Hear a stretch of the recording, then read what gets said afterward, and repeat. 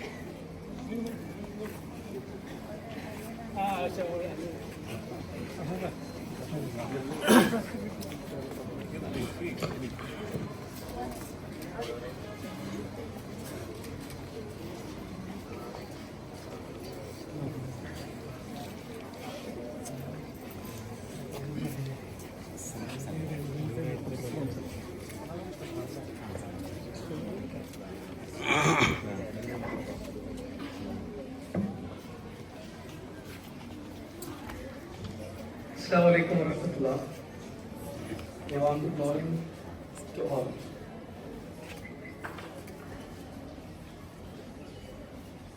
Distinguished guests, my dear students, teachers and parents,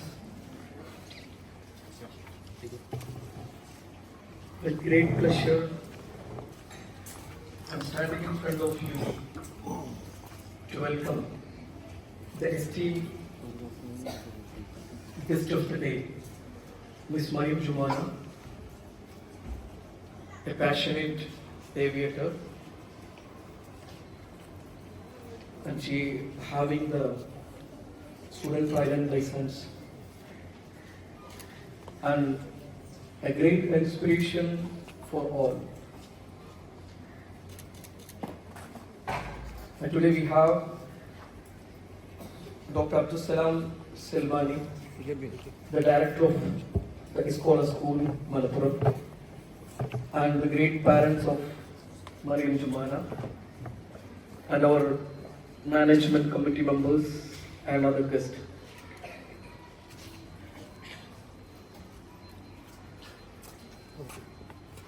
പറന്നു കയറാൻ ജുമാനക്ക് കഴിഞ്ഞു. അതോടൊപ്പം തന്നെ ഒരുപാട് പുതിയ ജനറേഷന്റെ മനസ്സിൽ പറക്കാനുള്ള വലിയ മോഹത്തിന്റെ ചിറകുകൾ മുളപ്പിക്കാനും മറിയം ജുമാനക്ക് കഴിയും. എന്റെ സമുദായത്തിലെ ആളുകൾ എന്നും വെള്ളക്കോരികളും വിറക് വെട്ടികളുമായി മാറേണ്ടവരല്ല. അവര് വലിയ വലിയ ഉയരങ്ങളിലേക്ക് എത്തേണ്ടവരാണ്. അക്ഷരാർത്ഥത്തിൽ വലിയ ഉയരങ്ങൾ താണ്ടിക്കൊണ്ടാണ് ജുമാന ഇന്നിവിടെ പറന്ന് വന്നിട്ടുള്ളത്. വലിയ പ്രചോദനമാണ് അത് എന്ന് നമ്മൾ മനസ്സിലാക്കുന്നു. നിങ്ങൾ ഇതിൽ നിന്ന് പ്രചോദനം ഉൾക്കൊള്ളണം. ഞാനൊരു വാക്കുകൾ ദീർഘിപ്പിക്കുന്നില്ല. പ്രചോദനം ഉൾക്കൊള്ളണം എന്ന് മാത്രം ഒന്നുകൂടി ഓർമ്മിപ്പിക്കുകയാണ്. സ്നേഹത്തോടു കൂടി മറിയം ജുമാനയെ ഈ പരിപാടിയിലേക്ക് സ്വാഗതം ചെയ്യുന്നു. അതോടൊപ്പം തന്നെ ജുമാനയുടെ മാതാപിതാക്കളെ, അതുപോലെ തന്നെ ഡോക്ടർ അബ്ദുസലാം സൽമാനി അവരുടെ, അതോടൊപ്പം തന്നെ ഇവിടെ കൂടിയിട്ടുള്ള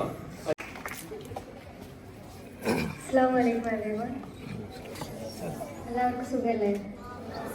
വളരെയധികം സന്തോഷമുണ്ട്. എനിക്ക് ആദ്യമായിട്ടാണ് ഇങ്ങനെ ഒരു സ്വീകരണം കിട്ടുന്നത്. ബാൻഡും കുറേ റോസ്, അപ്പോൾ എനിക്ക് ഭയങ്കര ഇഷ്ടമാണ് റോസൊക്കെ. കുറേ റോസ് കിട്ടിയിട്ടുണ്ട്. വളരെയധികം സന്തോഷം.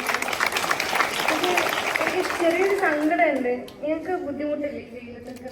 കുറച്ച് മുന്നോട്ട്, കുറച്ച് താഴോട്ട് നിങ്ങൾക്ക് ഫ്രണ്ടിലോട്ട് കാരണം ബാക്കിലൊന്നും നല്ലോണം വെയിലുള്ളൂ.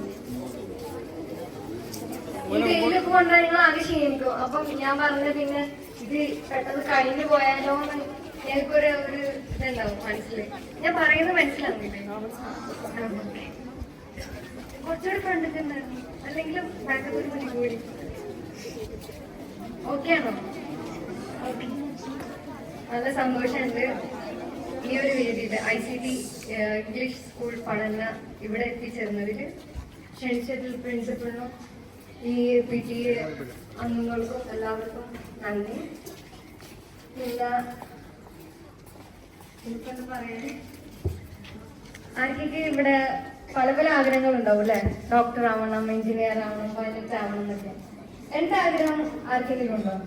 പൈലറ്റ് ആവണം എന്നുള്ള ആഗ്രഹം ഇവിടെ ആർക്കൊക്കെ ഇല്ല? അല്ല, ഇവിടെ കൊറേ ഭാവി പൈലറ്റ്സ് കൊറേ ഉണ്ടല്ലോ. ഇവിടെ വലിയ മക്കൾക്കൊന്നും പൈലറ്റ് ആവണ്ട. നിങ്ങൾക്ക് പിന്നെ എന്താവണ്ടേ? ഡോക്ടറോ എഞ്ചിനീയറോ എന്താവണ്ടേ? ഒന്നുമില്ല, ഒരാഗ്രഹമില്ലേ? എന്ത് ആരെങ്കിലും എന്തെങ്കിലും ഒന്ന് പറയാൻ?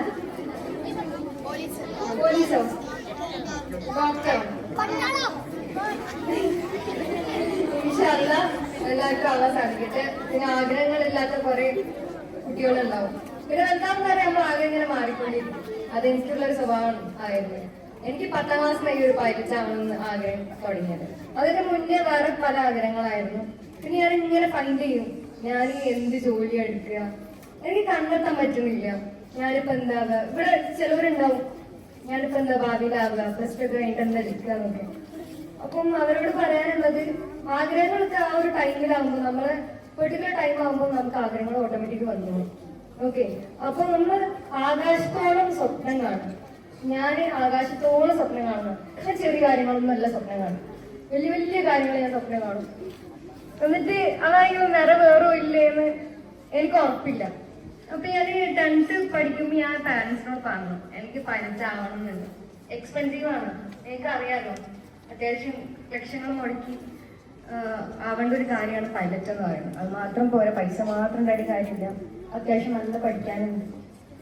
അപ്പം ഒരു നേച്ചറൽ ബ്യൂട്ടി കണ്ടിട്ട് ഒരു ജോലി ചെയ്യാനാണ് എനിക്ക് താല്പര്യം. അല്ലാതെ ഇങ്ങനെ ഓഫീസ് റൂമിൽ ഇങ്ങനെ കമ്പ്യൂട്ടറിന്റെ മുന്നിൽ ഇരുന്നിട്ട് ആ ഒരു ജോലി എനിക്ക് ഇഷ്ടമല്ല. അപ്പൊ അതുകൊണ്ടാണ് ഞാൻ ഒരു പൈലറ്റിന്റെ ഫീൽഡിലോട്ട് വന്നത്. പിന്നെ ഞാൻ പാരന്റ്സിനോട് പറഞ്ഞപ്പം അവർ കുറച്ച് പറഞ്ഞു, ഫിനാൻഷ്യലി നല്ല പൈസ കാര്യക്കെല്ലാം നടക്കുള്ളൂ എന്ന് പറഞ്ഞു. പക്ഷെ ഉമ്മ പറഞ്ഞു, നമുക്ക് എന്തുകൊണ്ട് സാധിച്ചുകൂടാന്ന് പറഞ്ഞു ഉമ്മ.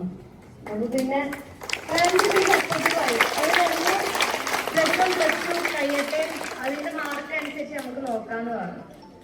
അപ്പം ഞാനാണെങ്കിലും എക്സാമിനായിട്ട് പഠിക്കുന്ന ഒരു കുട്ടിയാണ്. എക്സാമിനായിട്ട് എന്നല്ല, എക്സാമിൽ നമ്മളിപ്പോ എല്ലാ ദിവസവും പഠിക്കുമോ? ഇല്ലല്ലോ. എക്സാമിന്റെ ആ ഒരു സമയത്തല്ലേ പഠിക്കാം. പക്ഷെ എക്സാമിന്റെ തലേന്നൊന്നല്ല കേട്ടോ ഞാൻ പഠിക്കുന്നത്, 1 മാസം മുന്നേ തന്നെ പഠിക്കും. അത് നിങ്ങൾ +1 +2 ഒക്കെ എത്തുമ്പോൾ തന്നെ നിങ്ങൾ 1 മാസം 2 മാസം മുന്നേ തന്നെ പഠിക്കാൻ തുടങ്ങും. അങ്ങനെ പിന്നെ ഞാൻ എനിക്ക് കഴിയുന്ന മാർക്കൊക്കെ ഞാൻ വാങ്ങി. 10ാം ക്ലാസ്സിലും +1 +2 അത് ഫുൾ A+ ഒക്കെ ആയിരുന്നു.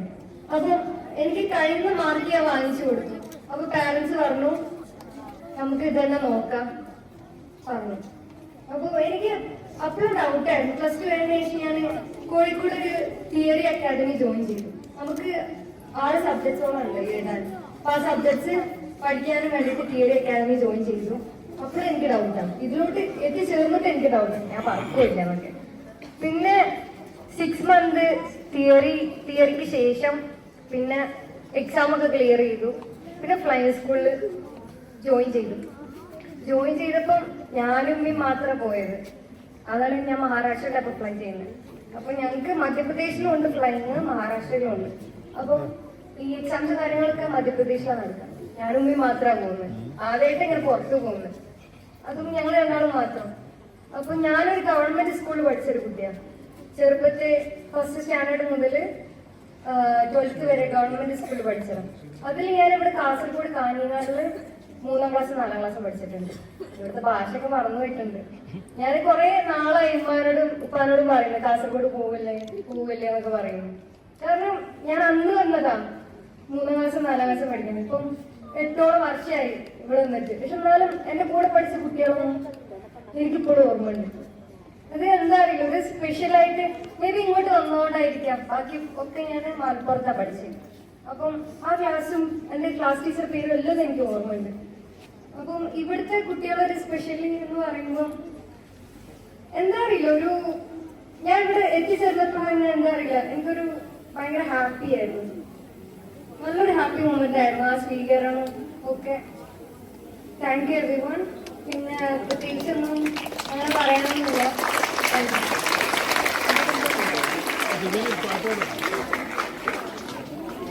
പാട്ട് പാടുന്ന എന്റെ പാട്ടത്തിന് മുന്നേ ആരും കേട്ടിട്ടുണ്ടോ? ആരെ കേട്ടോ? മറിയം ജുമാന ചാനലുണ്ട് യൂട്യൂബില്. ഏത് പാട്ടാ കേട്ടെ? ഹജ്ജികരാവില്ല. ആണോ?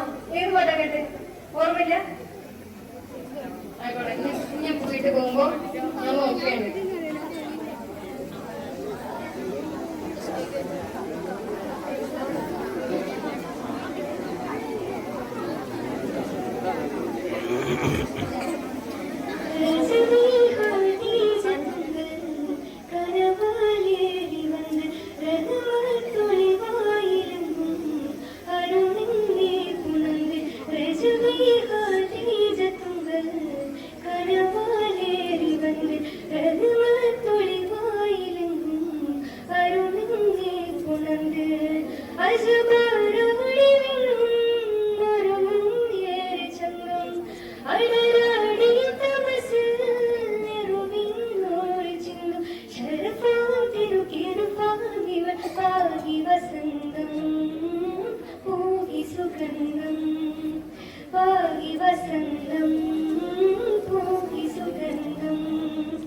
Rajava